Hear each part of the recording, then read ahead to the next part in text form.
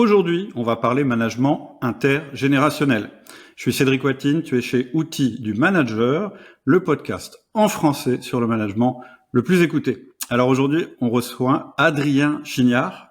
Il va nous parler du management intergénérationnel, ou en tout cas, il va nous donner son avis sur le management intergénérationnel. Adrien, bonjour. Bonjour, alors j'espère que je ne vais pas donner un avis, mais que je vais donner des arguments. Et on va essayer de dépasser effectivement un regard centré sur une somme d'opinions, puisque l'opinion que la mienne par nature, elle est méprisable. Ce qui va nous intéresser, c'est de transformer ces opinions, parfois ces opinions et ces stéréotypes. Ça serait intéressant, Cédric, qu'on retienne cette notion de stéréotype dès maintenant et qu'on la pose tout de suite parce qu'on la retrouvera, j'imagine, plus tard dans notre échange. Ok, super intéressant, ça me va. Alors, juste avant de commencer, si quelqu'un clique sur cet épisode, quelle est la chose la plus importante en termes de valeur avec laquelle tu voudrais qu'il reparte de notre conversation?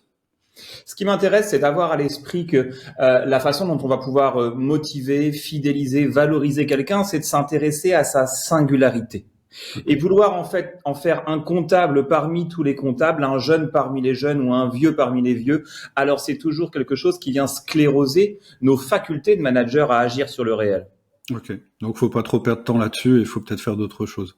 En fait, il y a des façons beaucoup plus efficaces de fonctionner. Tu sais, c'est comme celles et ceux qui te racontent que, bien sûr, on peut toujours aller faire notre lessive avec une pierre et un savon dans la Seine. Il existe aussi des machines à laver. Le management intergénérationnel, c'est un peu comme la pyramide de Maslow. C'est le côté, on va dire, méga old school de la façon de percevoir la motivation. Super, ok. Alors, est-ce que tu peux nous dire qui tu es, d'où tu viens, où tu vas? C'est-à-dire, est-ce qu'on peut avoir une idée de qui tu es, ton parcours, ta philosophie personnelle, tes ambitions?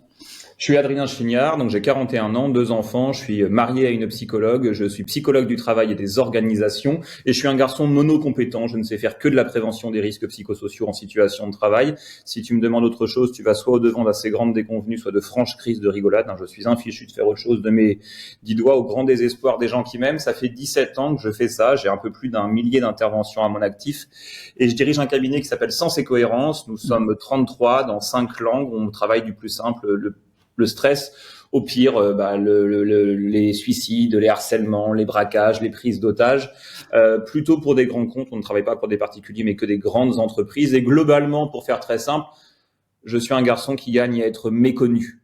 Faut pas me voir trop souvent, c'est en général pas une très bonne nouvelle. Quand on te voit, c'est qu'il y a un problème. Enfin, pas aujourd'hui. Non.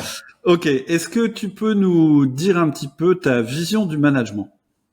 En fait, moi, ce qui m'intéresse dans le management, moi j'adore ça. J'ai une équipe, je manage et c'est vraiment quelque chose que je prends beaucoup de plaisir à découvrir. On sait aujourd'hui scientifiquement qu'on ne peut pas motiver quelqu'un. En revanche, on peut donner à autrui les nutriments de sa motivation. Le management, pour moi, c'est ça. C'est donner à autrui les nutriments d'une motivation qui permet une performance durable. Tout comme les ressources de notre planète, Cédric, elles sont limitées. Si on consomme plus de ressources que la planète bleue en offre, on va à la catastrophe. Eh bien, si on consomme plus de ressources que l'on en a nous-mêmes en tant que manager, ou que on en fait dépenser davantage à nos ressources à notre équipe qu'elle n'en dispose, eh bien, on va là aussi à une catastrophe en termes de performance. Si la seule vocation de l'entreprise, c'est de produire de la valeur, si le seul objet de l'entreprise, c'est de produire de la valeur, alors le management doit servir la perpétuation de cet objet. Et donc, c'est donner aux équipes des conditions de travail et de motivation qui vont leur permettre de se dépasser, de grandir et de performer dans la durée. Et c'est pour ça que je trouve que le management, c'est exaltant. Ok. Ça te vient de quelque part, cette vocation?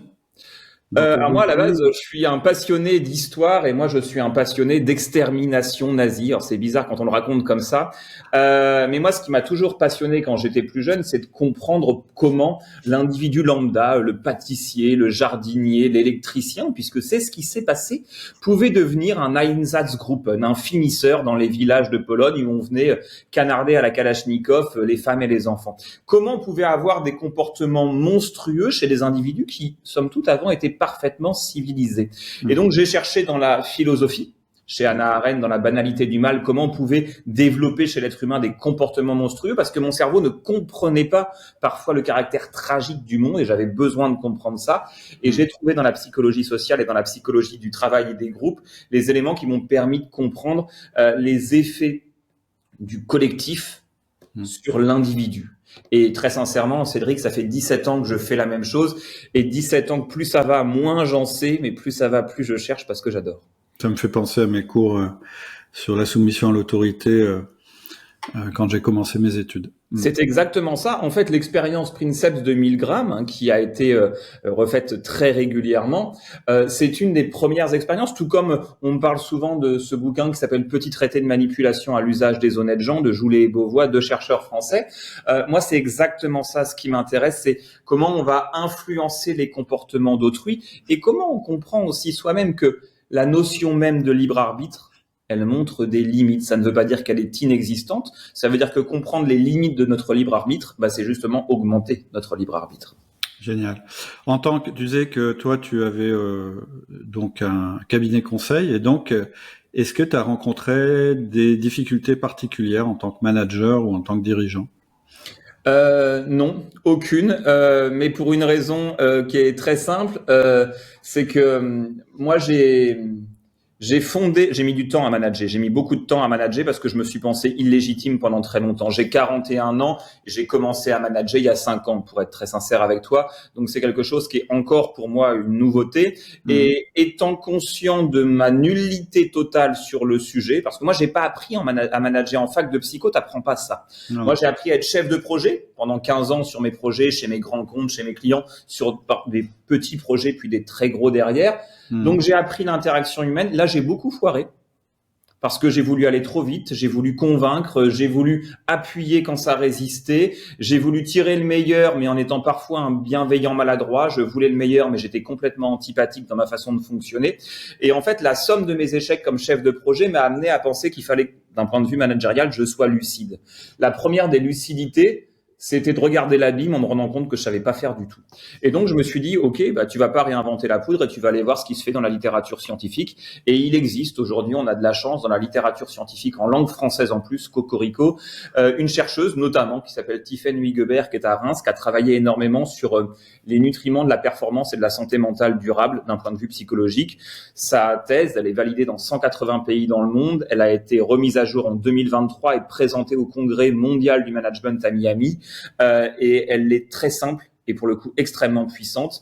Elle reprend les théories qu'on appelle de l'autodétermination, en gros les théories de la motivation, qui expliquent que pour motiver durablement une personne, ou plutôt pour qu'une personne soit durablement motivée, c'est dit de façon plus pertinente comme ça, il faut 3 nutriments. Un peu comme une plante que tu voudrais faire pousser, il lui faut un substrat, donc un sol, il lui faut de l'eau et du soleil. Les 3 nutriments de la motivation d'une personne, c'est de l'autonomie. Si ça t'intéresse, je définirai ce qu'on entend par là. Ouais. Autonomie, compétence et ce qu'on appelle affiliation ou appartenance. Et c'est comme les 3 nutriments pour faire pousser une plante. S'il en manque un, la motivation meurt. Okay. Et donc, moi, j'ai fondé, et si ça t'intéresse, je te dirai comment, au-delà des idées et des concepts, moi, j'ai transformé ça en comportement et en décision managériale chez Sens et Cohérence. Ce qui fait que pour un cabinet conseil qui existe depuis maintenant un peu plus de 10 ans, on a un taux de turnover qui est facile à retenir, c'est 0%. Génial, super. Donc en fait, je te demande tes difficultés et toi tu me réponds tes réussites, c'est bien. Mais voilà, on a vu le trajet. C'est qu'en fait, il a fallu beaucoup échouer comme chef de projet au départ pour se rendre compte de la difficulté de la tâche. Moi, je dis souvent aux gens, parce que je forme énormément de managers en ce moment, depuis quelques années, et je leur dis toujours, il y a 3 trucs qu'on est sûr d'échouer un peu dans la vie. L'éducation de nos enfants, la conduite du changement et le management.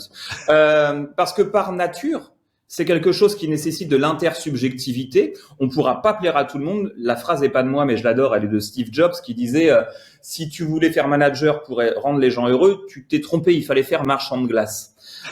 C'est un travail que moi je trouve méga compliqué, le management, et c'est pour ça que les échecs, je te les ai donnés beaucoup plus dans la fonction de chef de projet, parce que j'ai préféré échouer beaucoup comme chef de projet qu'en tant que directeur d'une structure et manager, parce que la responsabilité était nécessairement pas la même.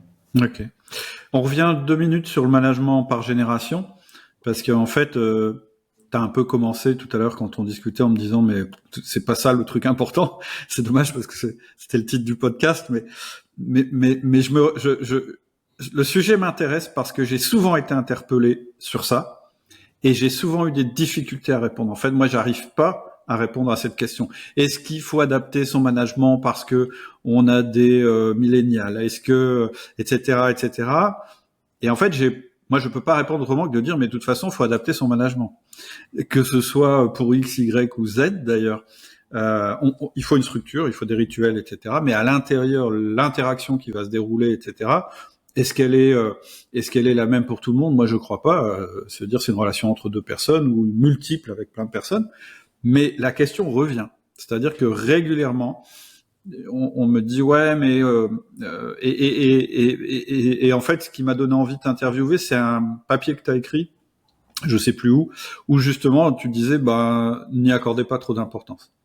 En fait, j'ai écrit ce papier parce que je suis expert pour la Harvard Business Review et alors, que ce sujet revienne, oui, très régulièrement, il revient autant que il faudrait former les gens à la politesse parce qu'on se parle mal dans mon entreprise. C'est le même sujet qui revient, qui est un désir de comprendre une situation complexe. Il est bien légitime, Cédric. Enfin, moi, je comprends qu'on est manager, on est DRH, on est ce que tu veux. C'est pas facile de manager et quand on est dans la difficulté, hein, il y a une phrase qui dit c'est le propre des naufragés de voir en toute chose une bouée. Eh ben, les naufragés du management voient dans l'intergénérationnel une bouée qui pourrait prétendument les sauver. Sauf que cette bouée, c'est un mirage. Pourquoi? Parce qu'il y a une étude, il y a plusieurs études même qui montrent qu'à chaque fois qu'on utilise le prisme générationnel, c'est-à-dire les Y sont très connectés, les X veulent beaucoup de vacances, enfin ce genre de choses. La génération des baby boomers maîtrise mal l'informatique. Enfin, à chaque fois qu'on utilise le prisme des générations pour modifier son management, les études scientifiques, c'est pas une opinion de comptoir, c'est un argument qui a été testé, montrent qu'en fait on ne fait qu'une seule chose. On vient ancrer plus profondément les stéréotypes liés à l'âge. En voulant adapter son management aux différentes générations, on finit par faire de l'agisme. Et c'est bien ennuyeux parce que moi, je comprends la motivation initiale de la personne qui te demande ça. Elle veut saisir la difficulté des situations dans lesquelles elle se trouve. Elle trouve là quelque chose de génial. L'intergénérationnel, c'est bien parce que c'est facile, mais je vais pousser un peu loin le raisonnement. Le racisme, c'est bien aussi parce que c'est facile. Parce que c'est facile de se dire les blancs sont comme ça, les noirs sont comme ça, les rouges sont comme ça. Enfin, parce que face à la complexité du monde, Cédric, et la complexité du management, face à la complexité de ces situations, notre petit cerveau, et moi le premier, il peut pas tout traiter. La somme des stimuli à laquelle on fait face, elle excède nos facultés cognitives. Et donc, on va utiliser ce qu'on appelle des heuristiques, des biais cognitifs, pour dire les choses plus simplement, qui dans plein de situations fonctionnent. Parce que toi et moi, ou tous les managers qui vont nous écouter, ils peuvent pas dire à leur boss, écoute, la situation managériale est tellement complexe que je vais me mettre sur le dos et attendre la mort. Enfin, on se rend bien compte que c'est pas une option. Il faut bien que ça continue de tourner. Il nous faut choisir, décider, acter, investir, développer. Et donc, il faut bien qu'on prenne des décisions. Pour prendre des décisions, on utilise ces biais cognitifs. Le stéréotype en est un. Il a une fonction. Okay. Il réduit la complexité du monde. Le problème, c'est que c'est faux. Et que non seulement le management intergénérationnel, il prétend se fonder sur des sondages qui disent que les générations seraient porteuses intrinsèquement de telle et telle caractéristique. Mais c'est pour ça que j'ai dit des sondages. Ce ne sont pas des études. Et c'est le grand problème en France, c'est qu'on a très peu de culture scientifique et épistémologique. Si tu demandes en France, il y a une étude qui est parue il y a quelques jours, je crois, dans le Parisien, sur le côté, à votre avis, quel est le pourcentage de musulmans en France? Et tu vois les gens qui te répondent, ça doit bien être 45-50%. Je crois que c'est 12%. Et il suffit pas de répondre à un sondage pour créer de la réalité. Ça n'existe pas, le discours performatif en sciences humaines. Il suffit que je le dise pour que ça existe. On a cru, Cédric, pendant des siècles que la Terre était plate. Tu aurais fait un sondage il y a 500 ans, est-ce que la Terre est plate? Les gens t'auraient dit, mon pauvre monsieur, bien entendu, le fond de mon jardin est plat. Vous voyez bien que je tombe pas quand je marche pour aller chercher le pain. Est-ce que pour autant ça l'a rendue plate? Bien sûr que non. Et donc, on utilise des sondages d'opinion. Alors, c'est sûr que ça coûte pas cher à faire, pour répondre à des questions ardues, mais ce faisant, moi ce que je trouve très indélicat, c'est que si c'est le destin des naufragés de voir en toute chose une bouée, notre responsabilité, nous, de spécialistes des sciences humaines, c'est justement de leur offrir des éléments théoriques de qualité. Ok. C'est un filtre pour regarder la réalité, souvent, le fait d'avoir des stéréotypes. Parfois, je me dis que c'est quand même utile pour avoir une première lecture. est-ce que c'est valide quand même ce que je suis en train de dire, ou est-ce que même ça c'est pas valide? Je vais pas prendre l'exemple de l'intergénérationnel parce que justement j'ai jamais trouvé que c'était utile.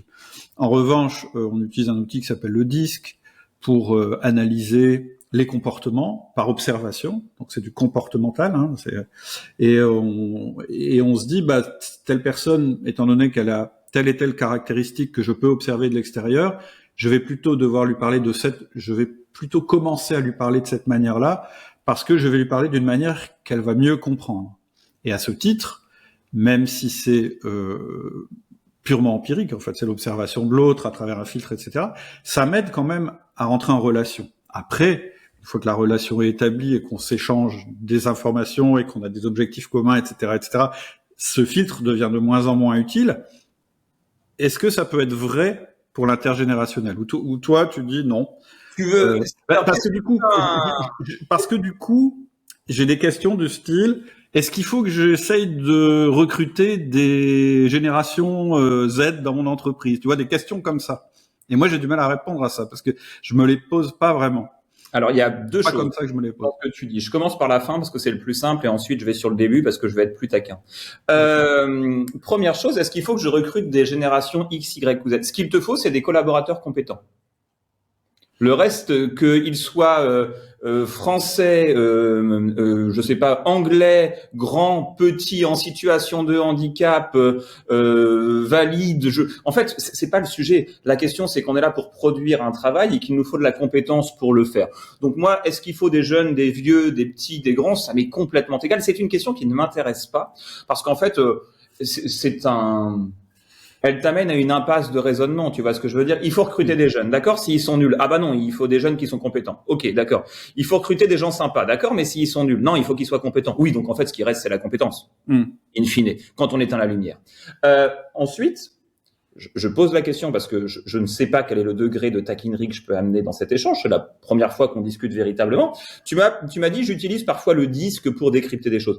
Est-ce que tu veux des arguments sur le disque ou pas? Mais ça risque de piquer un peu. Oui, absolument. Alors, en fait, ce qui est intéressant, c'est de se dire, utiliser le disque, c'est comme penser que le meilleur outil pour planter un clou, c'est un tournevis. Et tu me dirais, mais Adrien, j'y arrive. Oui, probablement. C'est quand même un peu plus simple avec un marteau, mais grand bien te fasse si tu y arrives. Là encore, ça n'est pas des opinions d'Adrien. Il y a des études qui sont, alors pour le coup, très très bien documentées et ça fait suffisamment longtemps qu'on l'utilise pour le savoir. Le disque, nous, dans notre métier, on appelle ça horoscope for smart people. D'accord. Si tu me disais effectivement, Adrien, quel est ton signe? Je te dirais, ton signe du zodiaque, je te dirais, je suis dinosaure. Tu me dirais, ça n'existe pas. Je te dirais, en fait, il n'en existe aucun. Je préfère qu'on soit clair sur le sujet. Le disque, c'est quoi? C'est une émanation d'une théorie, si tant est que ce soit aujourd'hui une théorie, qui date des années 20, centrée sur les théories de Carl Gustav Jung. C'est quand même de ça dont il s'agit, du MBTI transformé, MBTI qui vient des théories de Carl Gustav Jung qui avait fondé sa théorie sur le regard qu'une mère portait sur sa fille. Préciser quand même le fondement théorique. Et on a fait un test pour savoir effectivement MBTI, disque, qu'est-ce que ça donne. Là encore, le test a été fait en Allemagne sur 900 personnes. C'est tout ce que je dis est vérifiable. C'est le principe de la science. Elle ne dit pas le vrai, elle avance contre elle-même. On a fait un test, on a fait passer l'outil à 900 personnes dans une salle. Les gens ont répondu avec attention, c'était un truc sérieux. On a corrigé, on leur a rendu les résultats en disant alors qu'est-ce que vous pensez des résultats? Alors effectivement, il faut reconnaître que plus de 80% des gens disaient c'est dingue, c'est complètement moi. Ce que j'avais pas dit en revanche, c'est qu'on avait distribué les résultats de façon aléatoire. Ah, d'accord. C'est-à-dire que les gens avaient des résultats. Leur profil. Parce qu'en fait, le disque, il est soumis à un effet psychologique qu'on appelle l'effet Barnum.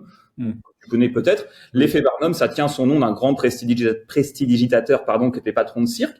En gros, l'effet Barnum, c'est l'idée selon laquelle quand tu lis un test psychologique de mauvaise qualité ou un horoscope ou Biba Marie-Claire sur ces trucs-là, tu vas dire c'est tout moi. Tout comme moi, si je vais ce soir, imaginons que je sois célibataire, je vais ce soir dans un bar et je me dis bon, il faut que je rencontre l'amour. Je rencontre une jeune femme qui vient me parler. Je la laisse parler 10 minutes sans l'interrompre et puis je lui dis madame, il y a quelque chose qui est dingue quand je vous écoute. J'ai l'impression que vous avez une relation très particulière à vos parents, vous êtes hyper sensible à l'injustice qui peut vraiment vous révolter. Je sens que vous aimez la relation mais qu'il vous faut parfois des temps pour être seul et pour vous ressourcer, et que les situations de conflit peuvent vous tendre profondément. Elle va me dire, mais c'est tout moi, comment vous avez fait? Parce que c'est tout le monde. Ouais. Et c'est bien normal. Et en fait, il faut 3 dimensions scientifiquement pour créer un effet Barnum, pour donner le sentiment à quelqu'un que ce qu'on dit sur lui est tout à fait vrai. Je parle pour les tests psychologiques. Hein. Il faut que la personne 1, elle ait répondu elle-même. Ce sont mes réponses. C'est moi je sais parce que j'ai répondu à toutes les questions. La personnalisation des réponses. Première dimension. Deuxième dimension, il faut que la personne qui s'assure de la passation du test soit perçue comme étant une experte. C'est quelqu'un de diplômé, un médecin, un psychologue, il est coach black belt en je ne sais pas quoi. Donc l'espèce de prestige perçu.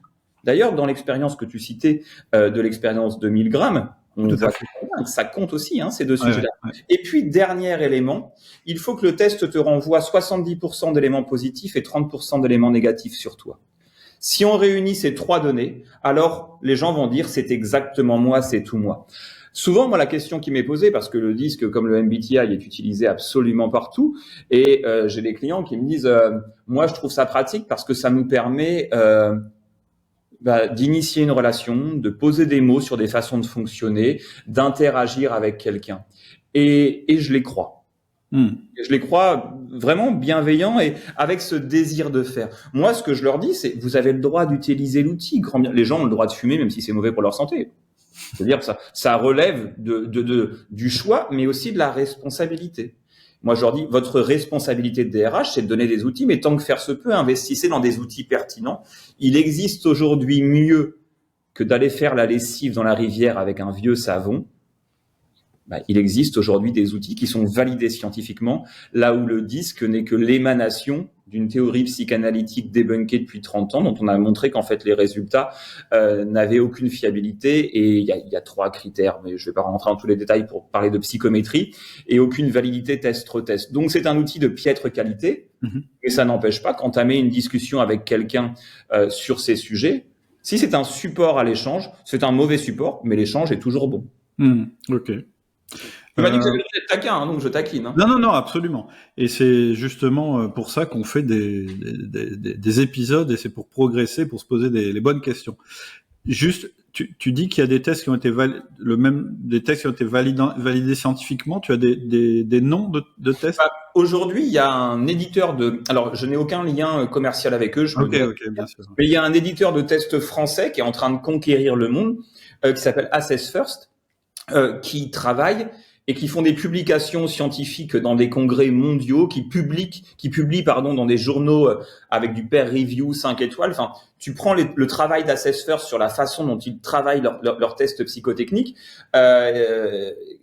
ça a des qualités métriques incroyables, et ils ont des capacités de prédiction de la performance incroyablement plus grands. Mais quand je dis incroyablement plus grand, c'est sans commune mesure, avec des outils comme le disque. Et tu peux le Assess First, en fait. Assess First, premier en évaluation, pour dire les choses en français. Et tu pourras regarder soit le CEO, soit le directeur scientifique, un petit peu leur CTO. Là, ce sont 2 psychologues français. Et qui prennent la parole de plus en plus parce qu'ils sont très sollicités mondialement sur les sujets, et qui ont aujourd'hui un regard sur les déterminants psychologiques de la performance, qui est un regard qui est très étayé aussi pour une raison très simple. C'est que ça marche tellement bien qu'ils ont une banque de données mondiale d'informations qui leur permet de pousser des études scientifiques d'une qualité exceptionnelle. Et encore une fois, je le dis, ce sont des gens avec lesquels je n'ai aucun lien. Je sais juste que leurs outils sont pertinents. Ce sont pas les seuls, mais eux, ils ont en plus une faculté à prendre la parole qui est passionnante sur les sujets. Ok, super intéressant. Je regarderai ça. Donc, finalement, quelle est la pertinence finalement de catégoriser et de classer des populations? Pourquoi on fait ça en fait? On fait ça pour simplifier la complexité du monde, parce que c'est plus simple de se dire qu'il existe des fainéants et des courageux, des personnes qui ont un rapport au travail. Parce que le grand truc, c'est... Alors, il faut quand même que je modère mon propos sur une dimension avant de continuer. Si je veux être juste et balayer devant ma porte, il faut que je dise quelque chose. Aujourd'hui, il est scientifiquement faux de dire que les différences générationnelles, que les différentes générations expliqueraient des comportements différents. En revanche, ce qu'on a le droit de dire, c'est que il existe des différences actuelles. Ça veut dire quoi? Ça veut dire on peut pas dire que les jeunes veulent ça et les vieux veulent ça. Mais on peut dire que les salariés, quel que soit leur âge en 1980, n'avaient pas les mêmes attentes que les salariés, quel que soit leur âge en 2024. Ça veut dire que la nature des attentes, elle a évolué, mais elle a évolué de façon transgénérationnelle. Je ne sais pas si je suis très clair dans ce que je dis, mais tous les salariés, enfin tout, on est d'accord, c'est des raisonnements statistiques, mais la majorité des salariés de 2024 a des attentes qu'on peut qualifier, qui ne sont pas les mêmes que les salariés d'il y a 40 ans. Ça, on a le droit de le dire. Mais donc, ça n'est pas de l'intergénérationnel, c'est le caractère actuel des motivations et des attentes qui changent en lien avec les attentes d'une société qui évolue, et c'est bien normal. Ok, intéressant. On a des grands trends, ou est-ce que c'est de ça que tu vas nous parler quand on va rentrer justement dans les 3 déterminants du bien-être et de la motivation? Alors, ce qu'on voit aujourd'hui, c'est qu'on a des attentes. Alors, si on veut parler de ces nutriments, justement, et ça va faire le lien avec les tendances dont tu parles, autonomie, c'est quoi? L'autonomie, c'est ce que tu disais fort justement au départ. Dans un cadre donné, l'autonomie n'est pas l'indépendance, dans un cadre donné, j'ai la possibilité de m'organiser dans mon temps, dans mes décisions, dans mes choix. Et lorsque ça n'est pas possible, cette deuxième composante est extrêmement importante. Et lorsque ça n'est pas possible, on m'explique pourquoi. Je vais te donner un exemple. Si moi dans mon équipe j'ai plusieurs managers, si je leur dis écoute l'an prochain on va mettre 80K sur ton projet parce que ton projet il nous semble particulièrement important et qu'il y a un retournement de situation, on perd un client, il se passe quelque chose et que finalement j'ai un ou une de mes managers pour lesquels je ne peux pas mener à bien le projet qu'on avait promis en 2024 ou 2025. L'autonomie et promouvoir son besoin d'autonomie, c'est lui dire écoute, voici ce qui s'est passé. Voici la raison pour laquelle l'allocation de ressources qu'on avait prévue pour ton projet n'est plus aussi possible qu'elle l'était au moment où on avait fait ses choix. Et c'est la raison pour laquelle j'ai fait cet arbitrage. On fera ton projet, mais l'an prochain. Mais cette année, je ne peux pas te laisser mener ce projet. En fait, l'idée, c'est d'expliquer à la personne pourquoi, à un moment, sa liberté de choix, sa latitude décisionnelle, elle est limitée. Donc, c'est soit tu peux t'organiser dans un cadre, soit lorsque ça n'est pas possible, on t'explique les motifs de cette autonomie réduite. Premier point, c'est l'autonomie. Ce qu'il faut avoir à l'esprit, parce qu'il y a beaucoup de stéréotypes sur l'autonomie, parce que parfois, quand je dis ça en conférence, les gens me disent « Ah, mais vous savez, il y a des gens qui veulent rien décider. Ouais, il y a des gens, il faut tout décider à leur place. » En fait, ça n'existe pas. L'être humain, on a montré qu'il est, et j'emploie le mot en l'assumant, naturellement, intrinsèquement en désir d'autonomie. On le voit chez le petit enfant d'ailleurs. Ceux qui ont des enfants, moi j'ai des enfants en bas âge, c'est moi qui fais. Il va chercher à marcher, il va chercher à parler, il y a ce désir d'autonomie. On a ce désir impérial d'autonomie. Simplement, nous sommes parfois dans des environnements, des systèmes organisationnels, d'hyper-contrôle où il faut demander la permission pour prendre un stylo ou pour aller aux toilettes. Donc forcément, ton autonomie, elle est complètement brimée. La très bonne nouvelle, c'est que l'autonomie et ce désir d'autonomie se restaure dès lors que tu vas dans un environnement dans lequel tu peux t'épanouir. Donc, il y a un fort besoin d'autonomie pour déterminer de la motivation durable. Cela étant dit, on nous dit parfois les gens n'ont pas de désir d'autonomie, si, mais il a été brimé et ça revient. Pour te donner une donnée scientifique qui est intéressante, on a prouvé que le work effort, c'est-à-dire la faculté à mobiliser ses efforts en direction d'un but qui est valorisé par ton employeur, donc l'effort au travail, il n'est déterminé qu'à 14% par les primes trimestrielles et à 61% par l'autonomie. Je ne sais pas si tu te rends compte de la différence. Et l'autonomie, c'est gratuit à donner. La prime trimestrielle, ça a un coût. Donc 14 versus 60, on sera d'accord pour se dire qu'on a un facteur 4, tu vois, un facteur entre 4 et 5 sur le sujet. Enfin, c'est un truc de fou. Et c'est la raison pour laquelle aujourd'hui, les managers qui utilisent cette théorie de l'autodétermination, bizarrement, ça va plutôt bien pour eux. Autonomie, premier point. Deuxième point, ce qu'on appelle la compétence, c'est quoi? La compétence, c'est la possibilité qui t'est donnée d'incarner ce que tu as appris à l'école de la vie ou à l'école de la République. Tu vois ce que je veux dire? Mais en gros, tu as appris des choses dans ton parcours, perso, pro, et on te donne la possibilité d'incarner cette compétence sans te dire, là, tu essayes de prendre ma place, et sans te faire des feedbacks. Alors, déjà, il faut faire des feedbacks, premier point. Et 2, est-ce que ce sont des feedbacks qui sont simplement des évaluations strictes ou est-ce que ce sont des feedbacks constructifs? bah là encore, on a montré que le caractère constructif, la constructivité du feedback va soutenir ce besoin fondamental d'autonomie. La constructivité, c'est pas juste c'est bien, c'est mal. T'es quelqu'un de bien, t'es quelqu'un de mauvais. C'est dans le travail que tu m'as rendu. Tels éléments étaient appréciables, intéressants et m'ont permis d'avancer. Mais sur tel et tel point, je n'ai pas compris où tu voulais en venir et j'ai besoin que tu étayes tes propos parce qu'ils ne sont pas clairs. Un feedback constructif permet à autrui de satisfaire son besoin de compétence et son besoin d'activation. Je fais une petite parenthèse, je ne sais pas si ça passionnera tout le monde, mais parfois on parle de bonheur. Ce qu'on oublie, c'est qu'il y a deux composantes, il y a deux facettes scientifiquement au bonheur. Une facette qu'on va appeler hédonique, le kiff, un bon verre de vin, un bon morceau de fromage, une bonne soirée en amoureux, enfin chacun trouvera midi à sa porte par rapport à ça. Mais le bonheur hédonique, ça ne peut pas être le seul horizon de la vie. La multiplicité des plaisirs leur fait perdre leur teneur. Si tu aimes le Saint-Nicolas de Bourgueil, mais que tu te lèves le matin pour en boire une bouteille, tu vas vite comprendre ce que je raconte. C'est que c'est nocif pour ta santé et ça n'a plus aucun intérêt. Et il y a une autre composante du bonheur qu'on appelle le bonheur eudémonique. Le bonheur eudémonique, c'est la satisfaction de cheminer dans la vie en se voyant grandir en cohérence avec nos aspirations et nos valeurs. Ce besoin de compétence, il ressemble à cette dimension eudémonique du bonheur. C'est que mon manager me permet de me construire, d'évoluer professionnellement en cohérence avec ce qui me semble être important pour moi. Super. Et puis, il y a, Cédric, une dernière dimension qui est... alors, ce que les psys appellent l'affiliation, mais ce qu'on va appeler l'appartenance. L'appartenance, c'est le souci réel et sincère que l'on a pour toi. Alors, ça veut dire quoi? Ça veut dire, premièrement, si moi je parlais à mon équipe, j'ai que des psys dans mon équipe, si moi je disais, oh bah vous, de toute façon, les psychologues, vous êtes comme ça.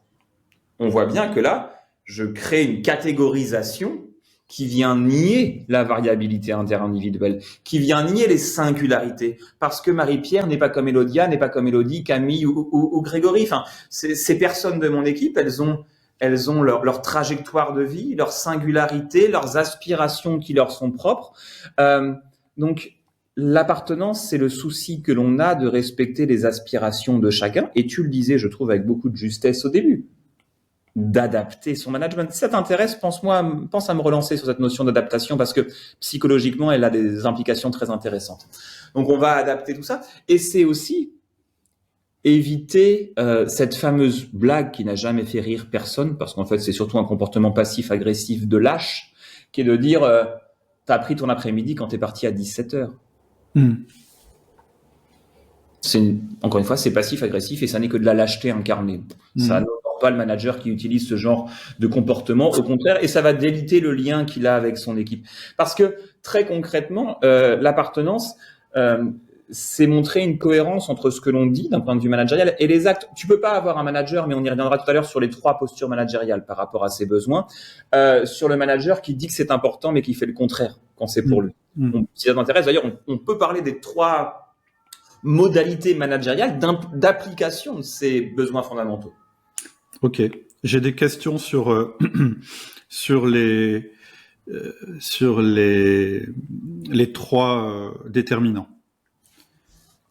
Tu as dit autonomie et tu l'as bien défini. Tu as dit c'est à l'intérieur d'un cadre donné. Est-ce que la taille du cadre a une importance? C'est-à-dire que est-ce qu'il y a des cadres trop petits et des cadres trop grands? Alors, le cadre, il a une importance au regard des aspirations et des compétences de chacun, parce qu'on a tous vu, notamment en France, que un grand problème de la responsabilité managériale, c'est qu'elle a longtemps été perçue comme une récompense, alors que ce n'est qu'une compétence. Et faire évoluer un excellent technicien à un poste de chef d'équipe est parfois une terrible idée.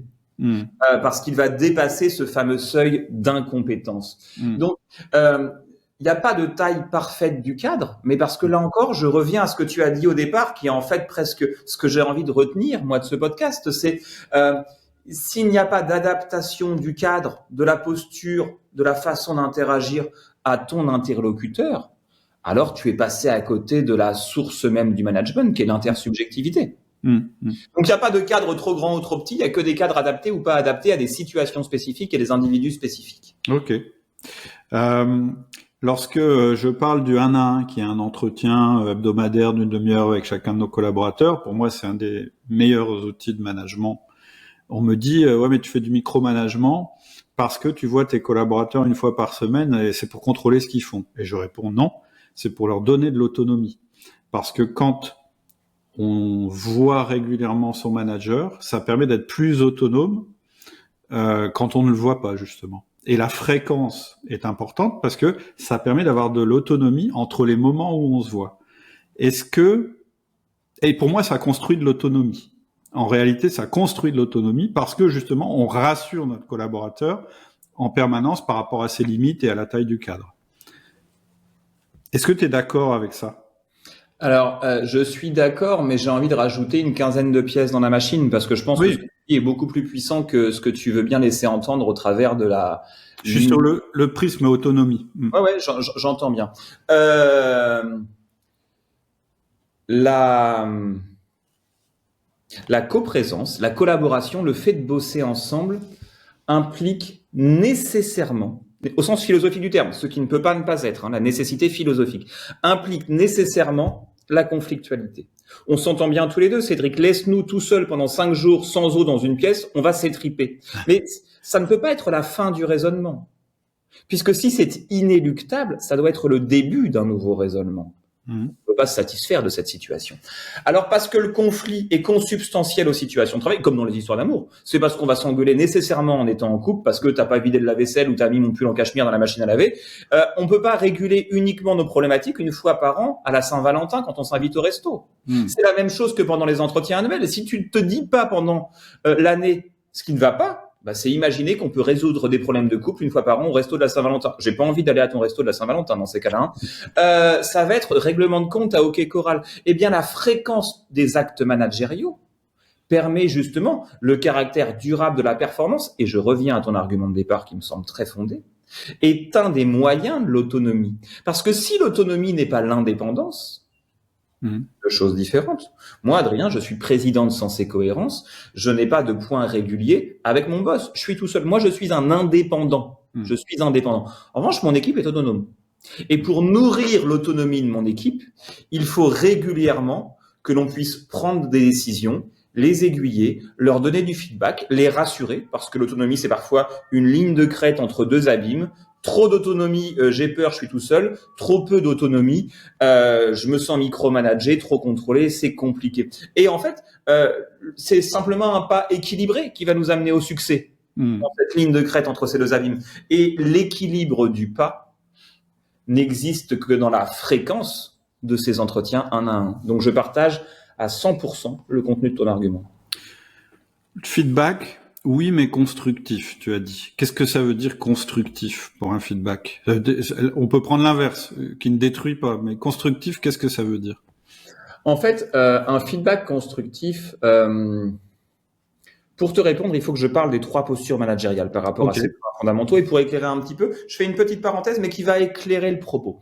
Pendant longtemps, on a pensé, en gros, entre 1980 et 2023, globalement, quand cette théorie a été construite et puis revalidée derrière, on a pensé qu'il existait 2 types de managers par rapport à la satisfaction de ces 3 besoins fondamentaux, autonomie, compétence, affiliation.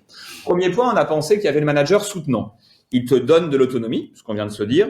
Il te permet de monter en compétence, il te fait évoluer, il te fait grimper, il te font des feedbacks qui te développent. Et puis, il s'intéresse sincèrement à ton bien-être, à toi, il s'adapte. Super. Lui, on a vite compris que... Alors, il y a coach. Vas-y. Le coach. Ouais, c'est ça, si tu veux, c'est que on a vite compris que c'est corrélé à réduction du turnover, augmentation de la performance subjective, augmentation de la performance objective, meilleur état de santé cardiovasculaire. Enfin, c'est vraiment, c'est génial. Et tous ces liens existent dans la littérature scientifique. Il suffit d'aller à la fac de Reims qui a beaucoup publié. Vous tapez TAD, théorie de l'autodétermination, Deci, Ryan sur Internet, vous aurez des milliers d'articles sur le sujet. C'est une des théories les plus valides en psychologie. Le soutenant. On pensait qu'on avait le manager qui était le manager hostile. Tu n'auras pas d'autonomie, c'est-à-dire tu n'es pas payé pour réfléchir, je te paye pour faire ça, tu le fais et tu te tais. Le manager qui était hostile vis-à-vis de la satisfaction de ton besoin de compétence. C'est-à-dire ton feedback, c'est tu voudrais pas que je te dise merci, tu as fait ce pourquoi tu es payé. Et n'essaie pas d'évoluer parce que tu vas prendre ma place. Si tu prends ma place, je te fous dehors. Ça existe encore dans certaines usines françaises. Et l'affiliation, on a compris que dès lors que tu t'occupes de ça, t'arrives le matin, t'es en larmes parce que ton gamin s'est cassé la cheville ou ta femme t'a dit qu'elle allait partir et qu'on te dit « Ah non mais alors qu'on soit bien d'accord, les problèmes c'est sur le parking, hein, je veux pas les voir ici ». On a longtemps pensé qu'il existait que ces deux modalités. Et notre chercheuse française, là, elle est partie d'une intuition, mais elle l'a validée scientifiquement derrière, qui est de dire, mais en fait, ne serait-ce que dans ma propre vie, moi, j'ai vécu un autre type de manager. Le manager qui était ambivalent, et on l'est tous un peu. C'est pour ça que je pense qu'il faut pas essayer de rentrer dans une des trois catégories. Faut accepter le fait qu'on est parfois dans les trois catégories. Parce qu'on est fatigué, parce qu'on n'a pas dormi de la nuit, parce que le petit a une otite, parce qu'on s'est fait engueuler la veille, parce qu'on a pris une amende le matin. On est parfois un peu les trois. Le manager ambivalent, c'est, moi je le vois beaucoup, c'est le membre du CODIR ou le membre du COMEX qui a tellement de taf, qui voyage tellement, il est pas là. Enfin, il est là, mais il essaie de faire de son mieux, mais il peut pas. C'est pour ça que, moi je dis souvent, la seule fois où on peut regarder quelqu'un de haut, c'est pour l'aider à se relever. Jetons pas la pierre à ces managers-là, mais essayons d'expliquer ce que c'est que ce manager ambivalent. Sur l'autonomie, c'est celui qui te dit c'est hyper important. Je t'ai donné le cap, t'as le phare au bout de la nuit, je compte sur toi pour y aller, je t'ai donné les moyens. Et on vient le voir dans le point du vendredi, on lui dit, bah écoute, c'est bon, on a fait le brief avec le client, on a validé ça avec la compta. Ils t'ont dit, comment ça, vous avez fait le brief avec le client? Bah oui, on a avancé avec l'équipe. Tu nous as dit que c'était OK, on avait le cap. Et donc là, moi, on m'oublie. Je valide plus rien. Et tu dis, mais attends, je comprends plus. C'est quoi la longueur de la laisse, quelque part? C'est horrible de dire les choses comme ça, mais j'ai le droit, j'ai pas le droit, je sais quoi le truc. Sur la compétence, c'est celui, et alors là, je peux te dire que j'en croise très régulièrement, qui fait des feedbacks en disant, c'était plutôt une bonne année. C'était plutôt une bonne. Moi, en tout cas, j'étais content de bosser avec toi. C'était bien. Franchement, cette année, plutôt bien. Ouais, puis t'es quelqu'un d'agréable, quoi. Et ça, c'est pas un feedback, tu vois ce que je veux dire. C'est une évaluation vague sur des qualités intrinsèques qui n'a rien à voir avec la pertinence d'un regard acéré ou d'une clarté d'évaluation sur le travail. Moi, je m'en fiche qu'on me dise que je suis un type bien. Je veux savoir quelle est la qualité du travail que je fournis. Ça, c'est le manager ambivalent dans la deuxième composante. Tu parlais tout à l'heure, et c'était pour commencer à répondre à ta question sur clarifier ce qu'est un feedback constructif. Bah, un feedback constructif, il n'évalue pas uniquement la personne sur ses qualités perso, il n'est pas vague. Tu es plutôt quelqu'un de bien. Et puis, le manager ambivalent sur la notion d'appartenance, c'est celui qui te dit, vous avez vu en formation sur les risques psychosociaux, la déconnexion est essentielle à la performance. Je voudrais qu'on fasse attention à tout ça. Et qui le lundi matin vous dit, mais je t'ai envoyé un mail samedi là sur l'appel d'offres, on l'attend encore. Et tu dis, bah je sais pas, c'est samedi, j'ai pas regardé mes mails, j'étais en week-end. Ah non, mais attends, t'es engagé ou t'es pas engagé? Mais je comprends pas le message en fait. Il y a de la déconnexion et le manager ambivalent, et on l'a montré, ça sera l'objet de mon prochain article dans Harvard Business Review.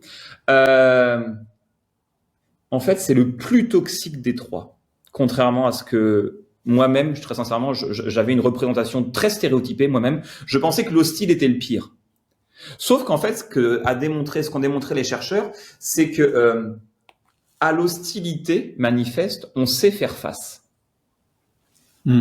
Parce que l'hostilité, elle est pleine de certitudes. Quand quelqu'un vient dans la rue en te disant « je vais te casser la gueule », Cédric, tu te fais peu d'illusions sur l'issue de la discussion. Il est rare que vous finissiez ensemble à boire une citronnade au coin de la rue. Donc, tu vas mobiliser tes ressources physiques et physiologiques, psychologiques pour faire face à l'hostilité. Donc, ça te met en situation de certitude. Alors, certes, désagréable, je suis d'accord, mais de certitude. Le problème de l'ambivalent, c'est qu'il te plonge dans une incertitude durable. Or, si le premier rempart contre la détresse psychologique en situation de travail, c'est le soutien des pairs, le deuxième rempart, c'est le sentiment de contrôle par rapport à notre vie et notre situation. Et donc, le manager ambivalent, il te fait perdre le contrôle sur ton job parce que tu sais jamais si c'est du lard ou du cochon. Tu sais pas sur quoi t'es attendu. Et l'être humain, le cerveau humain, il déteste l'incertitude. Je donnerai une expérience scientifique tout à l'heure, ça t'intéresse pour comprendre comment. Mais notre cerveau déteste l'incertitude et donc il va consommer une énergie psychique de malade à essayer de résorber l'incertitude. Et toute l'énergie psychique que tu utilises à essayer de comprendre ton manager qui est incompréhensible, tu l'utilises pas à bosser, à produire de la valeur. Et ça te met en plus dans une situation d'anxiété terrible. Donc, c'est quoi le besoin de compétence? C'est un manager soutenant et non pas ni un hostile ni un ambivalent, qui évalue la qualité du travail dans sa dimension de progrès. Je reconnais ce que tu as fait, mais je mets en lumière les sujets sur lesquels il t'est possible de progresser au regard du potentiel d'évolution que je perçois chez toi. Intéressant. Est-ce que finalement, je vois bien ce que tu veux dire quand tu parles de manager ambivalent, et souvent, l'attitude, la posture ambivalente, elle n'est pas forcément le fait du manager. Elle peut être le fait de sa volonté d'être un manager soutenant, mais qui a une direction qui, elle, change souvent les données du problème et lui donne des injonctions contradictoires à lui-même. Et donc, souvent, quand on a une direction qui nous donne des injonctions contradictoires, c'est très, très dur vis-à-vis de son équipe de pas être ambivalent.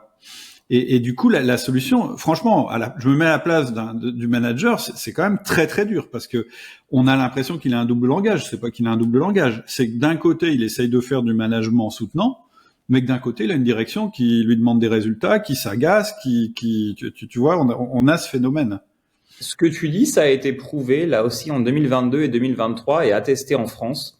On s'est posé une question, puisque le but du jeu, c'est d'avoir des managers les plus soutenants possibles, puisqu'on a montré que c'est un déterminant de la performance durable. Tant qu'à faire, autant avoir des gens soutenants. Donc la question qu'on s'est posée dans les entreprises, dans les recherches qui ont été menées, c'est quel est l'élément le plus explicatif du caractère soutenant d'un manager? Qu'est-ce qui fait qu'un manager va devenir soutenant? La réponse qu'il y a, alors ce que nous on appelle la plus grande part de variance expliquée, c'est-à-dire la réponse la plus fiable qui a été testée, c'est que les managers les plus soutenants sont les managers les plus soutenus. Ok. Plus tu reçois de soutien, et donc le soutien que tu reçois de ton board, parce qu'au bout d'un moment, quand on remonte, tu as un board au-dessus, enfin tu as un COMEX, un CODIR, il faut que je parle d'un autre article là que je suis en train d'écrire parce que ça fait le lien. J'audite une usine là en ce moment dans l'est de la France, dans lequel il y a des gros débordements de comportement. Sauf que ce que l'on me dit, c'est que oui, il y a des débordements de comportement entre les opérateurs et les chefs d'équipe. Le problème, c'est qu'on a un membre du CODIR de l'usine dont on sait qu'il a des comportements qui sont particulièrement déviants avec les jeunes stagiaires, on le sait depuis 4 ans, et on fait rien. Parce qu'on considère que c'est un membre du CODIR et que quand même ça ferait sale de le virer, puis c'est quand même un type qui est très bon d'un point de vue de la compétence. En fait, aussi longtemps qu'on conservera des toxiques performants ou des performants toxiques, il n'y a pas de possibilité d'être soutenant vis-à-vis des autres. Tu vois ce que je veux dire? C'est que s'il n'y a pas d'exemplarité dans les comportements au-dessus, alors en conservant une personne pour des mauvaises raisons, on détruit l'intégralité du collectif dans sa motivation. C'est le principe de la diva. Exactement. Elle détruit l'équipe. Tu t'en rends pas compte, tu penses que t'es dépendant, et si tu fais rien, tu deviens de plus en plus dépendant et tu détruis de plus en plus ton équipe, donc elle est toujours plus indispensable. Et à la fin, t'es dans une situation quasiment inextricable. Et surtout que c'est exactement ça, et ça procède d'un raisonnement qui est biaisé, qui est un espèce de déplacement argumentaire. Ce raisonnement, c'est quand on dit, écoutez, oui, il a des comportements qui sont toxiques, et on te dit, mais c'est un super directeur commercial. Moi, alors, ça fait 17 ans que je fais ça, et c'est vraiment un sujet qui me fatigue parce que je l'entends encore beaucoup trop, et que la toxicité comportementale qui détruit, comme tu dis, tous les collectifs, la motivation de tout le monde, il n'y a plus d'exemplarité, ça rend le management eunuque, c'est-à-dire qu'il est plus possible de manager dans un second temps quand on tolère ce genre de choses. Moi, j'en suis arrivé à utiliser un argument qui est un argument, pardonne-moi le terme, mais hardcore. Quand on me dit ça en séance, moi je dis, mais vous savez qu'Émile Louis était un excellent conducteur de bus. Et non, mais il avait une très faible consommation d'essence. Et on me dit, mais je vois pas le rapport. Mais je dis, mais parce que c'est pas ça qui lui a été reproché. Et s'il a fait de la prison et s'il a été arrêté, c'est pour tous les comportements toxiques qui a été à côté. Aussi longtemps que vous choisirez de regarder uniquement les comportements professionnels valorisés, que vous décidez d'orienter le regard, et que vous créez un climat d'insécurité psychologique en détournant le regard de la toxicité comportementale, vous insécurisez l'intégralité du collectif et sans vous en rendre compte, vous vous privez de vos facultés d'action managériale. En protégeant les toxiques, on se prive soi-même des possibilités d'action managériale. Or, un CODIR qui ne peut plus agir, il a vocation à partir. Oui. Et d'ailleurs, quand vous avez une diva dans votre équipe, il faut agir sur cette diva, lui faire des feedbacks sur ses comportements limitants. ceux qui limitent l'équipe. Je voudrais aussi qu'on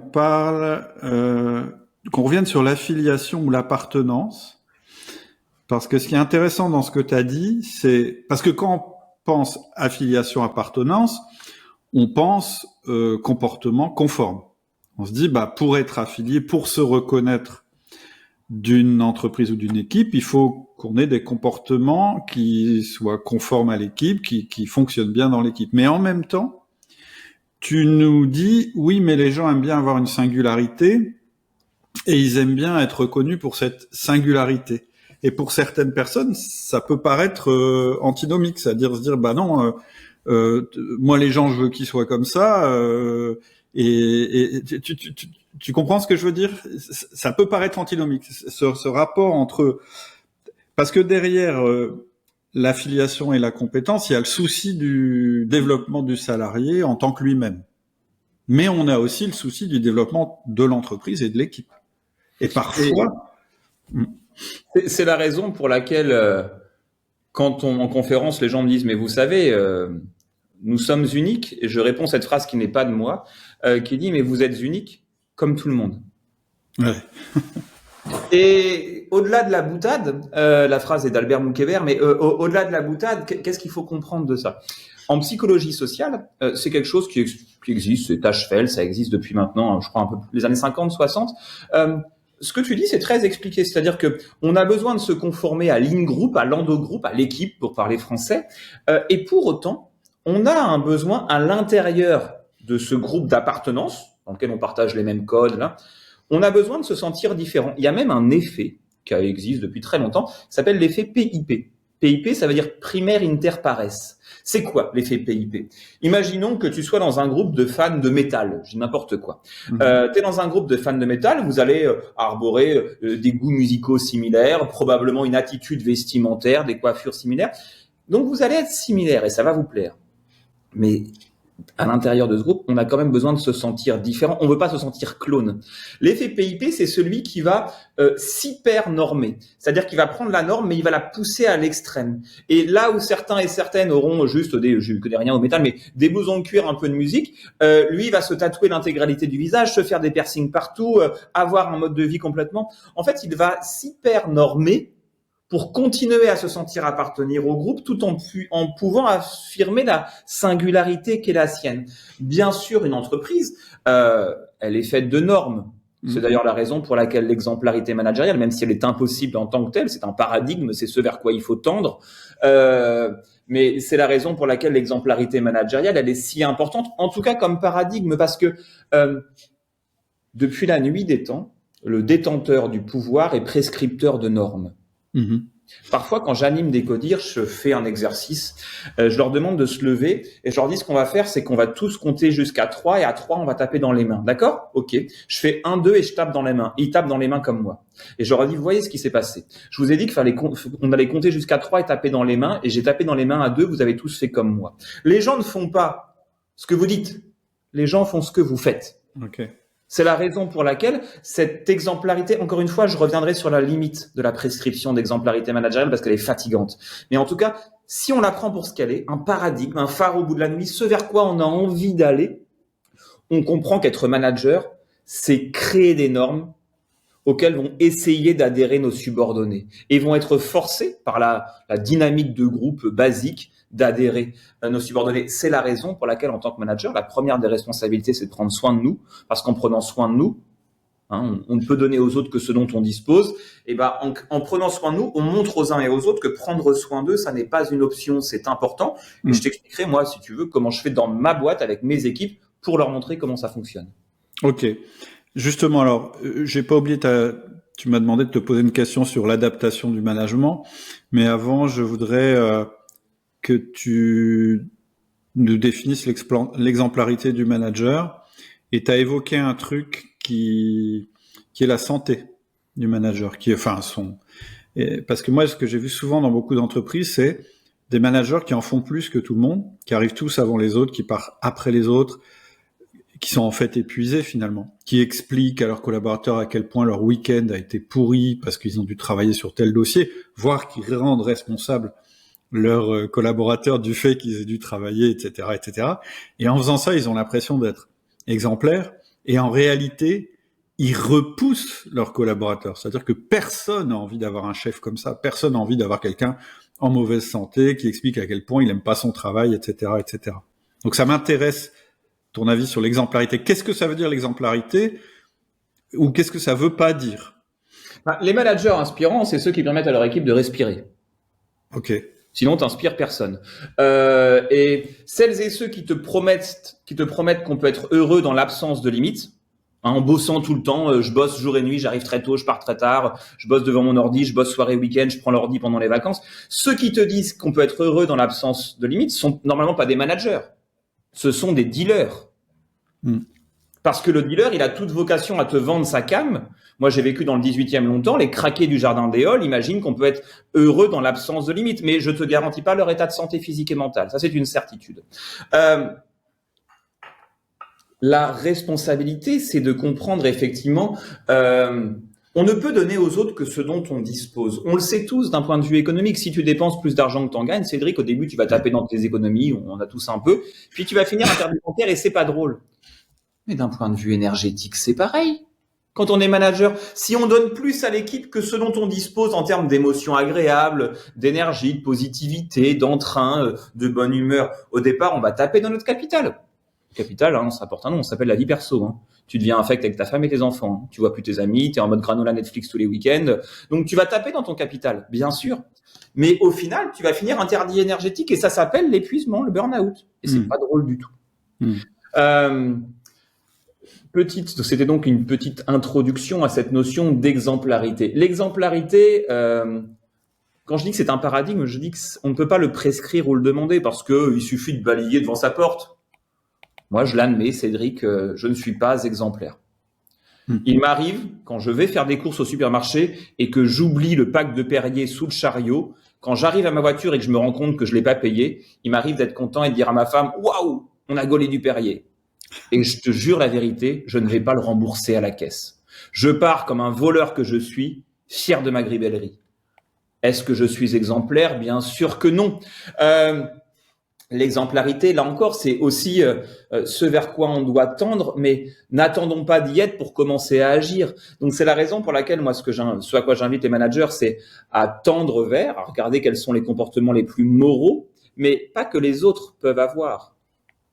On va essayer de faire un peu de métacognition, de chercher à comprendre comment on pense ce qu'on pense, pourquoi on agit comme ça. L'exemplarité, c'est toujours pour soi d'abord, parce que c'est toujours facile de voir là où les autres sont pas exemplaires, c'est beaucoup plus compliqué de voir là où nous, on n'est pas exemplaires. C'est parce que par nature, nous sommes imparfaits qu'il existe des lois, Cédric. Si nous étions tous moraux, à quoi bon faire des lois? Personne volerait, personne taperait, personne violerait. Mais c'est parce que l'être humain est intrinsèquement immoral de temps à autre qu'on fait des lois, ce principe même de la justice. Et donc, nous savons que nous serons par principe immoraux dans certains de nos comportements. C'est la banalité du mal d'Hannah Arendt. On va maximiser notre petit profit à gauche, à droite. Et moi, quand je vole une bouteille d'eau sans m'en rendre compte, je suis content. C'est pas glorieux, mais ça fait partie de ma vie. Eh bien, l'exemplarité, c'est d'abord pour soi et par soi. C'est regarder comment on peut prendre soin de nous-mêmes pour prendre soin des autres. Il n'y a pas d'altruisme possible sans regard préalable sur les propres déterminants de sa santé. Et c'était le deuxième point dont tu parlais. La question de la santé. Sans santé, rien n'est possible, d'un point de vue managérial, économique ou quoi que ce soit. La bonne nouvelle, c'est qu'aujourd'hui, j'ai de plus en plus d'entreprises qui comprennent que la santé est un déterminant de la performance. Moi, je leur dis toujours, je ne vous demande pas de me croire sur parole, allez bosser avec 42 fièvres, 19 de tension et une jambe dans le plâtre, vous allez vite voir que ce que je raconte est vrai. Mais c'est une très bonne nouvelle, c'est qu'on a arrêté de faire de mes sujets, risques psychosociaux, qualité de vie au travail, des sujets de bienveillance ou de bullshit ou de si tu veux, de glucose, quoi. On mettait tellement de sucre partout que ça avait plus du tout de goût. La qualité de vie au travail n'a pas à être agréable. C'est pas ça le sujet. Il y a une confusion des paradigmes entre ce qui est sain et ce qui est agréable. Moi, je trouverais ça génial, Cédric, de me nourrir uniquement de bière belge et de gouda au cumin. Franchement, c'est quasiment ma vie rêvée. Et pour autant, est-ce que c'est sain? Je suis pas certain.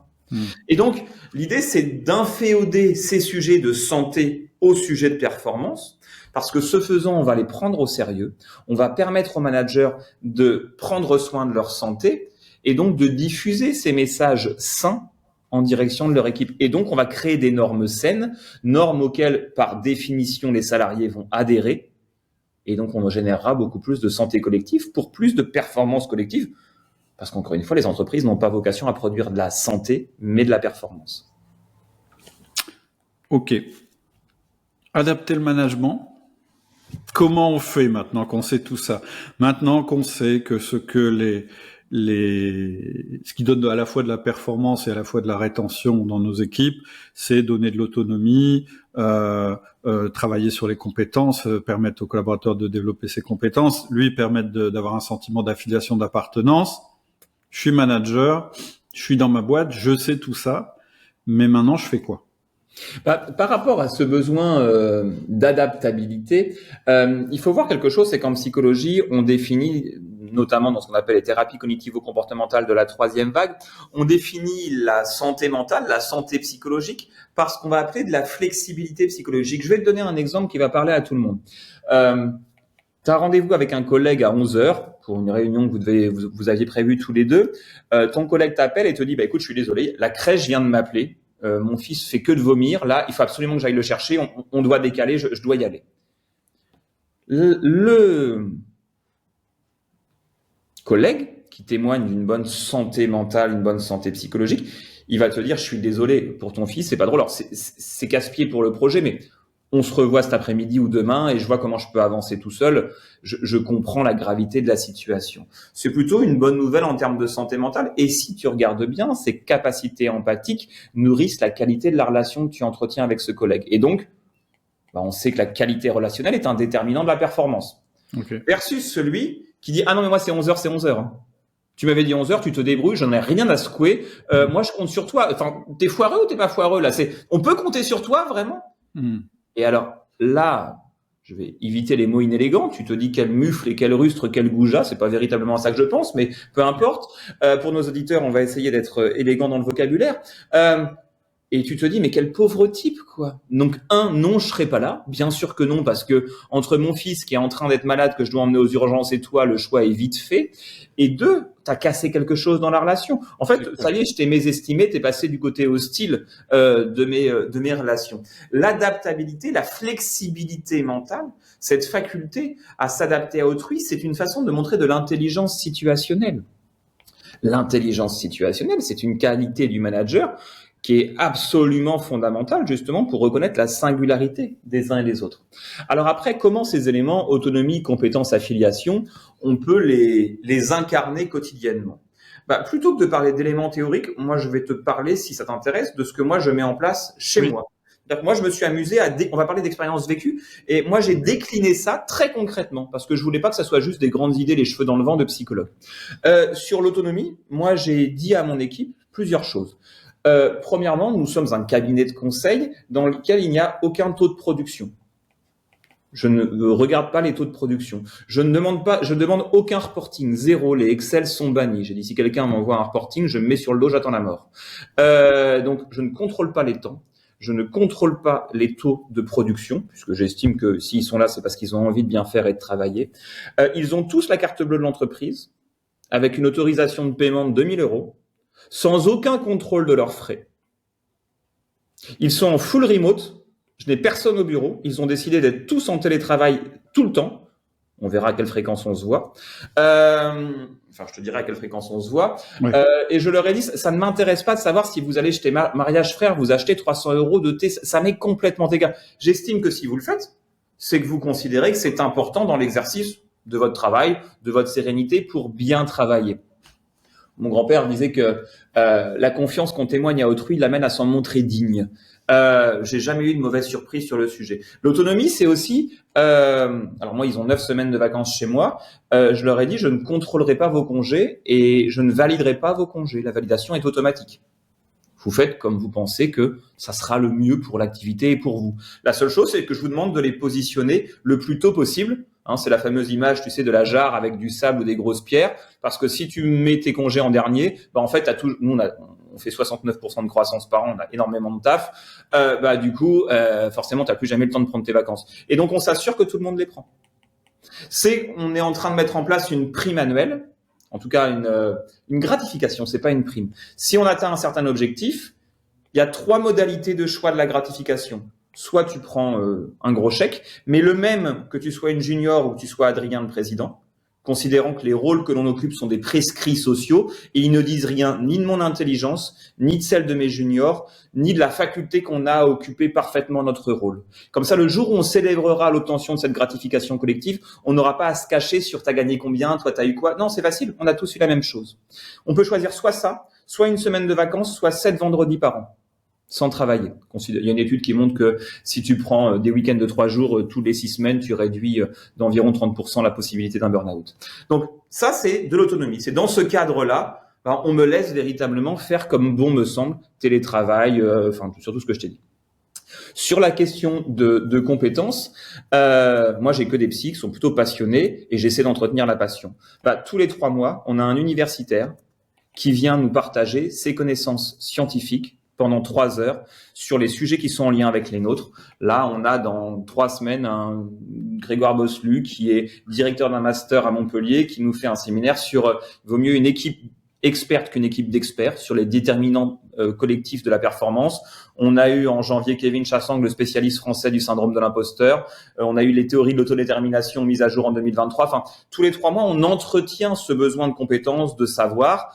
On est open bar sur la formation, c'est-à-dire que les personnes se forment aussi. Alors, sont open bar sur la formation. Je ne contrôle pas, je leur ai juste dit, soyez responsables. Je veux pas de formation à la plongée sous-marine.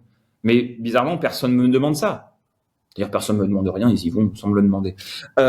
Et dernier point sur l'affiliation, comme on est en full remote, on fait un point collectif en visio tous les lundis. On fait des points individuels plusieurs fois par semaine parce que les one-to-one, ça n'est pas du micromanagement. Le micromanagement devient un micromanagement non pas par la fréquence des échanges, mais par leur contenu contrôlant. C'est pas la fréquence qui fait le micromanagement, c'est le caractère hostile et hyper contrôlant, une conduite vexatoire quotidienne. Si tu as une équipe de coach, c'est pas du micromanagement. On est d'accord. Ça, c'est le premier point. On se voit toutes les 3 semaines alors il y a un temps de codir. Les codires, je les ai organisés de telle manière que les ordinateurs sont interdits. En fait, on se retrouve, on est 4 dans ma petite boîte, dans le codir. On est 4 et on va, moi j'habite à côté de Saint-Germain-en-Laye, on va marcher en forêt de Saint-Germain-en-Laye pendant 2h30 avec une question à solder. On n'arrête de marcher que quand on a soldé la question.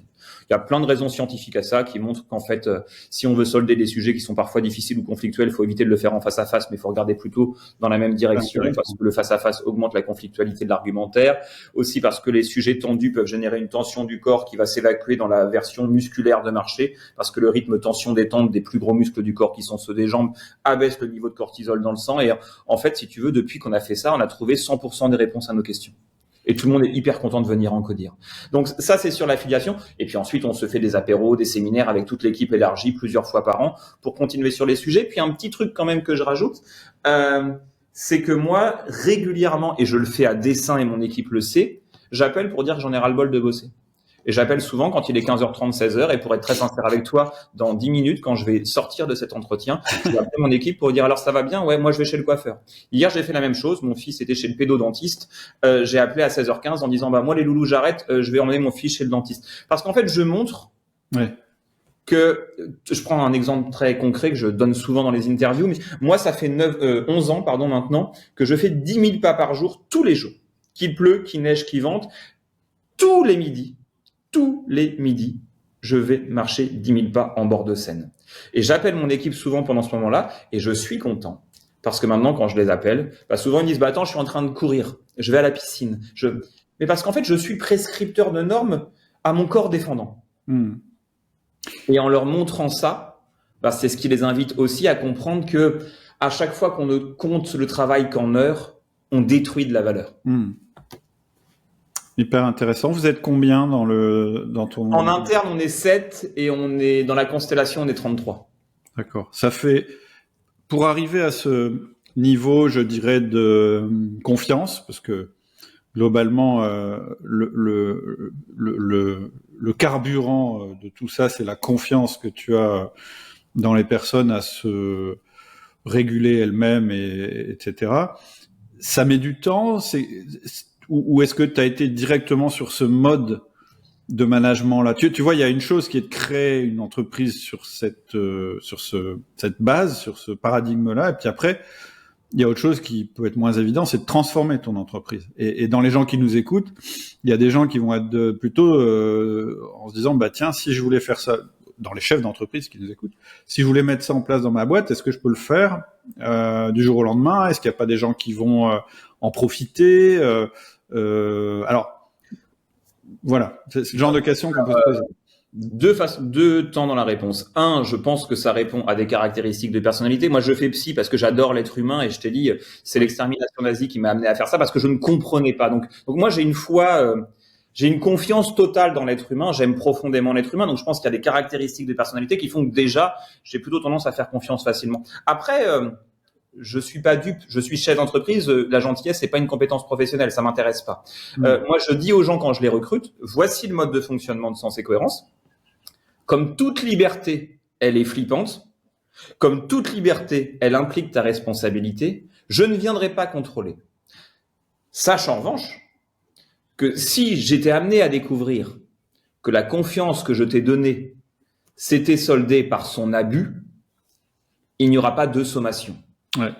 Donc, tu quitteras tout de suite l'entreprise. Et le deal est clair au départ, ce qu'on appelle un contrat psychologique.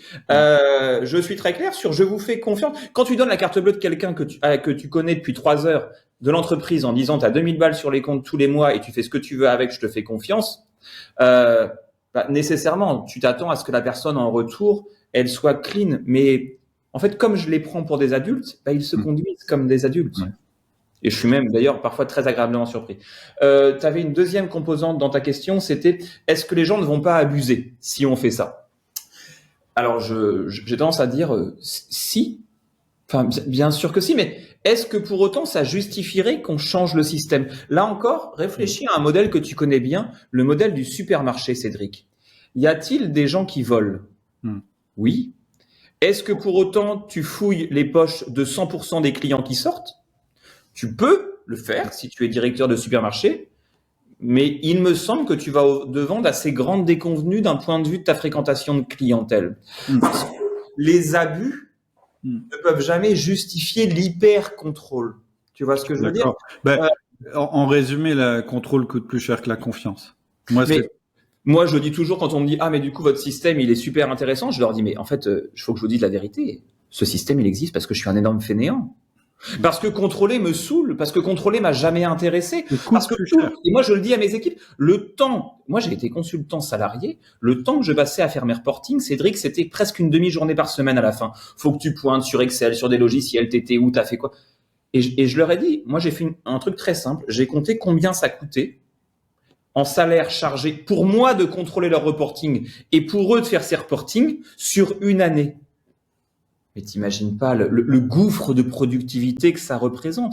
Non seulement je ne perds pas de temps, de motivation et d'argent à des contrôles qui sont complètement illusoires, parce qu'en plus le propre d'un process c'est toujours son absence d'usage, donc on peut toujours pipoter ce qu'on veut. Je le sais, j'ai pipoté pendant des années mes reporting, donc j'en sais quelque chose. Tout à fait. Et deuxièmement, parce que non seulement je ne perds pas, mais c'est pas juste que j'ai rempli le trou. C'est que j'ai créé une butte. C'est qu'en plus de ça, tu as des gens qui sont méga motivés. Si tu connais beaucoup de cabinets de conseil qui ont un taux de turnover de 0%, franchement, je t'invite au resto. Parce qu'il y en a très peu, parce que le modèle du conseil, dernier truc, le modèle du conseil habituel, c'est qu'il faut qu'un consultant qui te coûte 100, il t'en rapporte 400. Globalement, c'est ça, c'est 1 x 4. Moi, j'ai divisé. Et au début, même ma comptable m'a dit, mais pourquoi vous demandez un ratio de 2,5? Vous êtes malade, vous allez perdre en rentabilité. Et j'ai dit, mais en fait, vous avez une vision des coûts qui est une vision court-termiste. Parce que si les gens partent au bout de 2 ans, je les forme, je les recrute, je les intègre, ça me coûte du temps, de l'énergie, du pognon. Parce qu'en fait, il y a des externalités négatives à ces modes de fonctionnement. Alors oui, les gens cravachent pendant 18 mois. Sauf qu'après, ils te font aucune pub. Tu passes pour un esclavagiste. Les gens ont envie de partir. Tu ternis des relations avec des gens qui sont des gens passionnants et que t'aimes beaucoup. Moi, c'est pas la vie que j'ai choisi d'avoir. Oui, puis de toute façon, le modèle du contrôle, c'est en général, tu as 3% des gens qui truandent, t'embêtes 97% qui, eux, truandent pas, qui finalement vont se dire, bon, bah, tant qu'à faire, autant truander. Et en plus, les 3% qui truandent, ils vont toujours avoir une longueur d'avance sur toi parce qu'ils pensent qu'à ça. Alors que toi, t'as pas envie de t'en occuper. Donc, c'est rarement un bon calcul. Nous sommes Ok, d'accord. super intéressant. Je pense que dans 10 minutes, il faut que tu as ton rendez-vous de coiffeur, donc si j'ai bien compris. Oui. Et Pourtant, comme tu le vois, c'est une nécessité. oui, je suis pas sûr. Enfin bon, après chacun. Je te remercie infiniment. En tout cas, on est parti sur d'autres sujets. Je trouve super intéressant. Du coup, je sais plus quel titre je le donnerai au podcast, mais voilà, on a vite évacué le sujet du transgénérationnel parce que ou plutôt des catégorisations générationnelles, parce que je pense qu'il y a des choses plus importantes, effectivement, sur lesquelles un manager devrait travailler. Ce qui est intéressant, moi, dans la discussion qu'on a eue, si tu veux, que je trouve, c'est qu'on l'a vite évacué, parce qu'il y a des données, si tu veux, tu sais, en philosophie, on dit que la vérité est un agent de clôture du débat chez les gens de bonne foi. 2 et 2 font 4, bon, ben, on arrête la question, on a trouvé la réponse, à part chez les complotistes, la vérité est un agent de clôture du débat chez les gens de bonne foi. Donc, une fois qu'on a trouvé les éléments qui nous permettent de dire, OK, mais on comprend et on trouve légitime que les managers se posent des questions sur comment on peut motiver, comment on peut faire progresser une équipe. Moi, il m'intéresse pas de venir en mettant un coup de pied dans la fourmilière parce que, à part insécuriser les pauvres managers, je vois pas ce qu'on aurait fait. Il m'intéresse de dire cet outil-là me semble effectivement manquer de pertinence, mais je vous amène avec notamment la théorie de l'autodétermination réponse aux questions qui sont les vôtres. Alors, réponse partielle, j'ai pas prétention à l'exhaustivité. En tout cas, des éléments de réflexion qui, eux, sont fiables scientifiquement et dont on a prouvé à la fois la pertinence et l'efficacité en situation managériale. Super, ça me va parfaitement. Pour rentrer en contact avec toi ou si on veut creuser certains sujets, on mettra en descriptif du podcast le site Sens et Cohérence. C'est le meilleur moyen pour entrer. Ouais, soit mon profil LinkedIn parce que j'y suis très souvent, soit le site Sens et Cohérence. Sur les deux, je vous répondrai. Ok, ça marche. Super sympa. Merci beaucoup, Adrien. Bon coiffeur. Et puis, Merci Cédric. à une prochaine fois.